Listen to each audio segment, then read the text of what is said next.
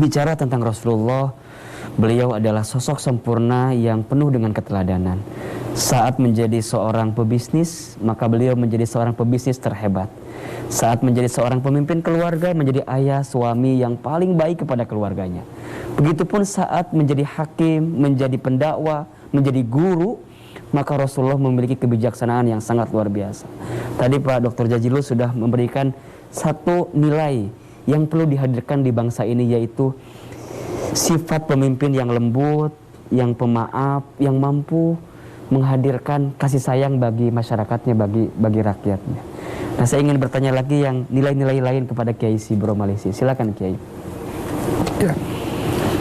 Rasulullah mencontohkan kepada kita, beliau adalah pemimpin yang selalu menyemangati umatnya untuk tetap bersikap optimis. Optimis. Ini penting.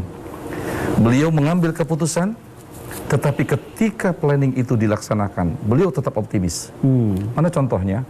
Tidak semua apa yang kita lakukan, sudah kita rencanakan dengan skill dan kemampuan kita akan berhasil saat itu. Ya. Buktinya, Rasulullah ambil keputusan, ambil kebijakan, policy sekarang ya.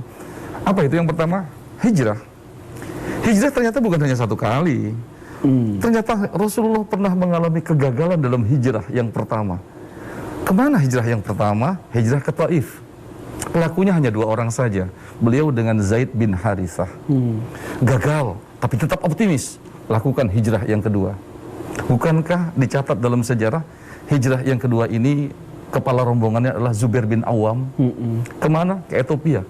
Iya, baik. Meskipun awalnya itu berhasil, tapi kemudian kalah diplomasi. Diplomasi ini penting. Indonesia punya sejarah diplomat ulung ya, yang menang ketika berdialog dengan Belanda saat itu ya. Sebenarnya 100 orang ini sudah diterima di sana, tetapi kemudian kalah diplomasi. Ada seorang diplomasi ulung dari Mekah yang saat itu masih kafir, Amr bin As. Kemudian akhirnya 100 sahabat-sahabat Rasulullah dikembalikan, dipulangkan ke Mekah.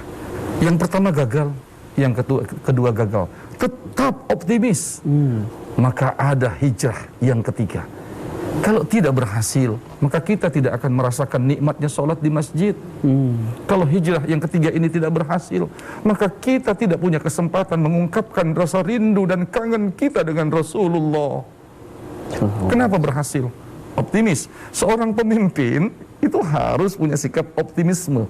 Selalu memiliki harapan yang baik kepada Allah. Optimis, ikhtiar, tawakal, doa kepada Allah. Ya, di samping optimis Ustaz, ini luar biasa. Beliau yang bikin hukum, beliau juga yang harus menjalankan hukum. Jangan sampai ini mohon maaf, hukum, mohon maaf ya, seperti tajam ke bawah, kemudian tumpul ke atas. Tetapi hukum juga Ustaz, dilihat situasi dan kondisinya. Itulah Rasul, nggak kaku. Nggak kaku.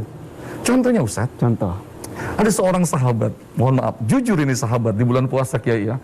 Ya Rasulullah, inni waqa'tu imra'ati, inni waqa'tu alam ra'ati. Ya Rasulullah, aku jatuh di atas istriku. Maksudnya tidak bahasanya tidak seks sekali.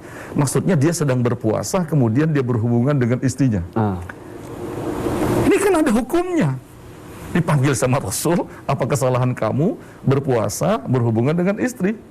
Hal tastati antasuma syahraini mutatabi'aini.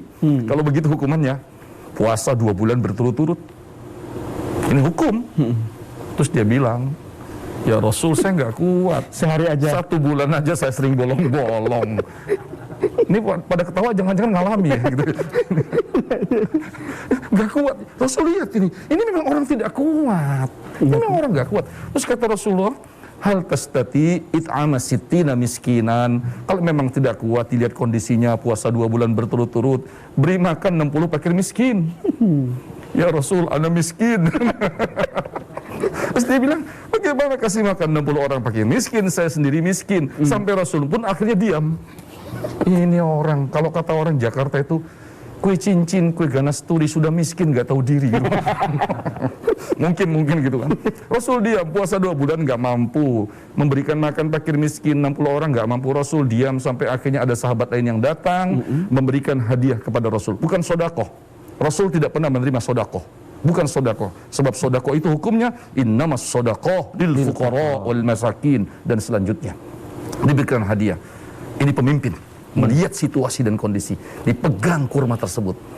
Manis sa'il, siapa orang yang tadi tanya? Siapa yang bertanya tadi? Yang berpuasa kemudian berhubungan dengan istri. Siapa yang tanya tadi? Disuruh puasa 2 bulan nggak sanggup, disuruh memberi makan fakir miskin 60 orang nggak sanggup. Kata Rasulullah, kalau begitu ambil kurma ini, hadiah dari sahabatmu yang lain, berikan kepada tetanggamu. Allahu Akbar. Rasulullah. Itu contoh. Beliau pemimpin dapat hadiah, tidak ditelan bulat-bulat. Dilihat siapa rakyatnya yang butuh. Ambil, berikan makan kepada tetangga-tetanggamu. Ya Rasul, bagaimana saya berikan kepada tetangga? Di kampung situ saya yang paling miskin. Udah sendiri dong. Ya, di kampung itu dia yang paling miskin. Apa kata Rasulullah? Ya udah kalau begitu atim ahlak, kalau begitu bawa pulang kurma ini, kasih makan anak-anakmu. Pemimpin harus membaca situasi seperti itu. Ini yakin. Kalau kiai kan luar biasa, kita tahu pesantrennya bagaimana. Masya Allah Kiai Sifo. Seperti itu. 2 sikap ya. Optimisme jalankan hukum dan jalankan hukum dengan sangat fleksibel, tepat dan pas, proporsional.